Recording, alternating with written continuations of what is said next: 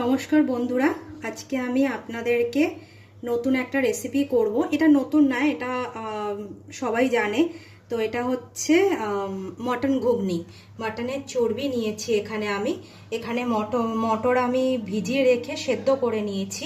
আর এখানে সব গুঁড়ো মশলা নিয়েছি, ধনে, জিরে, লঙ্কার গুঁড়ো, হলুদের গুঁড়ো আর কাশ্মীরি লঙ্কার গুঁড়ো। আর এখানে আদা রসুন বাটা।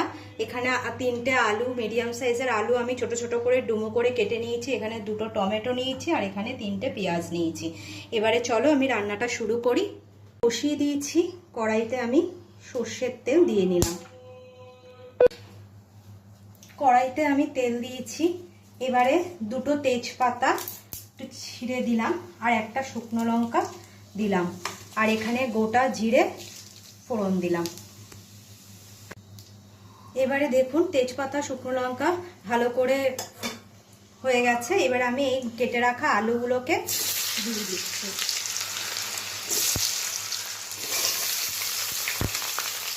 আলুগুলোকে দিয়ে আমি ভালো করে একটু ভেজে নিচ্ছি।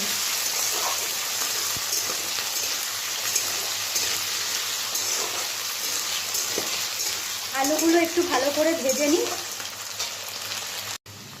দেখুন আলুগুলোকে আমি একটু ভেজে নিয়েছি। এবার এই কুচনো পেঁয়াজটা দিয়ে দিলাম।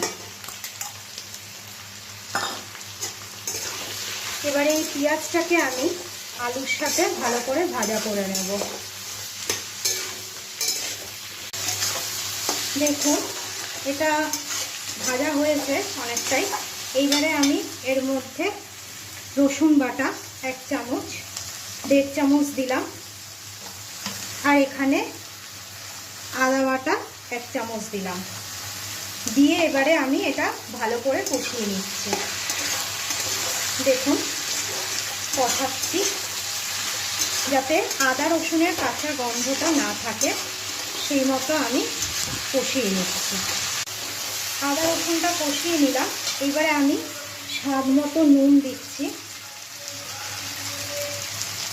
আর এখানে যে গুঁড়ো মশলাগুলো রাখা রয়েছে এগুলো আমি দিয়ে দিলাম।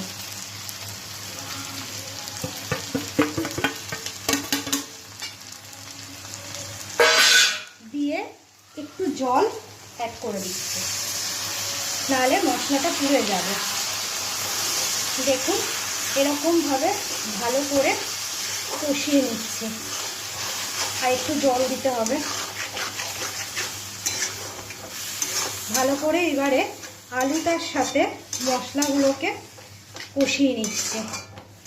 আর এখানে কেটে রাখা যে টমেটো কুচি এটা দিয়ে দিলাম।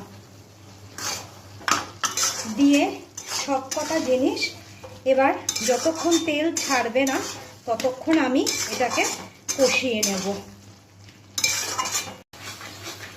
দেখুন আমি আলু আর মশলাটাকে ভালো করে কষিয়ে নিয়েছি। এবারে এখানে যে মটনের চর্বিটা আছে এটাকে আমি দিয়ে দিচ্ছি।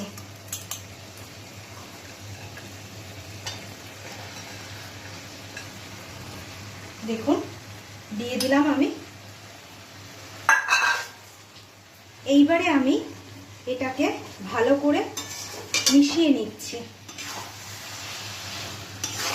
মটনের চর্বিগুলোকে একদম কিমা করে দোকান থেকেই বললে ওরা কেটে দেয়, কিমা করে নিয়ে আসবেন, তাহলে করতে সুবিধা হবে। এবারে আমি এটাকে ভালো করে মিশিয়ে নিচ্ছি। দেখুন বন্ধুরা এটা আমার ভালো করে কষানো হয়ে গেছে আর আলুগুলো দেখুন সেদ্ধ হয়ে গেছে। এইবারে আমি এর মধ্যে এই যে মটরটা আমি সেদ্ধ করে রেখেছি এটা আমি দিয়ে দিচ্ছি। মটরটা দিয়ে দিলাম। এইবারে আমি এটা ভালো করে কষিয়ে নিচ্ছি।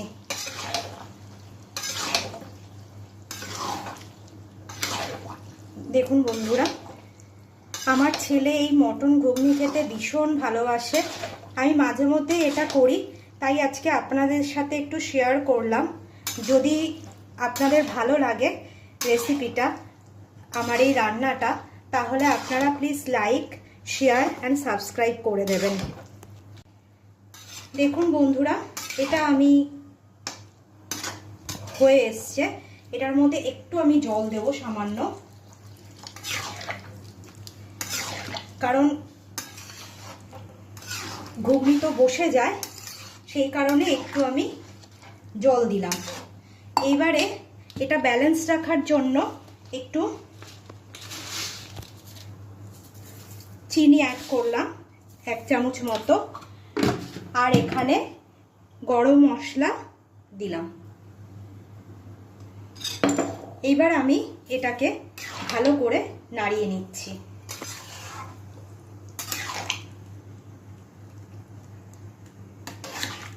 দেখুন কতটা সুন্দর আর কতটা গ্রেভি হয়েছে জিনিসটা।